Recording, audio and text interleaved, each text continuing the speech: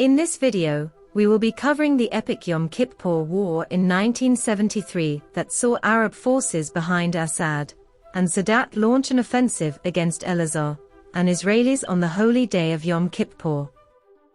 The Yom Kippur War began on October 6, 1973, when Egyptian and Syrian forces launched a simultaneous attack. After the Six-Day War in 1967, Arab nations had been humiliated and embarrassed, and suffered severe military defeat.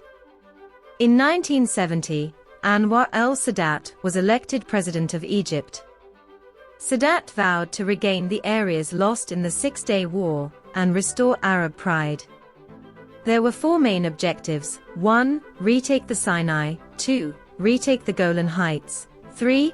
Capture the West Bank, and 4. Secure the Suez Canal shipping lanes.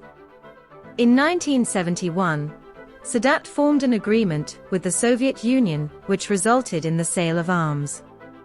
The Soviets would provide essential weapons to Egypt and Syria, which included the latest technology in anti-aircraft missiles and anti-tank SAM missiles. This allowed Egyptian forces to regain strength after their military had been paralyzed in the Six-Day War. In the following years, Sadat and the Syrian leader, Hafiz al-Assad, organized a strategic military offensive to retake the Golan Heights and Sinai. Assad would launch an offensive along the Syrian-Israeli border in order to regain the Golan Heights. Simultaneously, Sadat would launch an offensive to retake Sinai by crossing the Suez Canal and capturing the Bar-Lev line.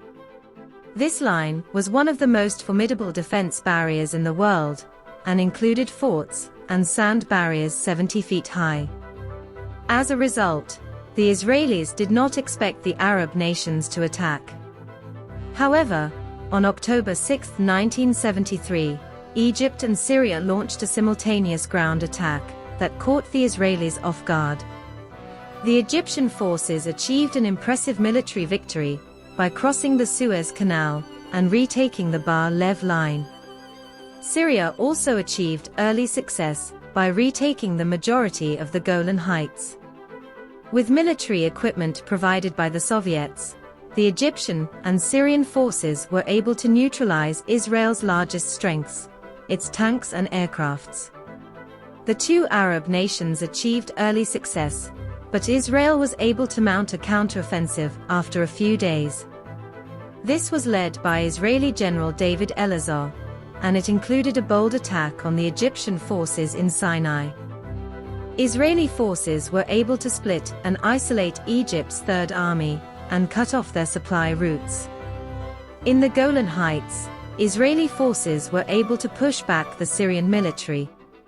Israel would eventually achieve an astonishing comeback and win the Yom Kippur War, but it came at a cost. Israel's invincibility and military superiority had been diminished, and they were no longer this unbeatable force. For the Arab nations, the Yom Kippur War achieved a renewed sense of morale and confidence, especially because of the early impressive military victories. Egypt was the nation that gained the most from this victory, because of their impressive siege of the Bar-Lev line. This would set the stage for a remarkable peace initiative, and 4 years later, Egyptian leader Anwar al-Sadat would become the first Arab leader to visit Israel.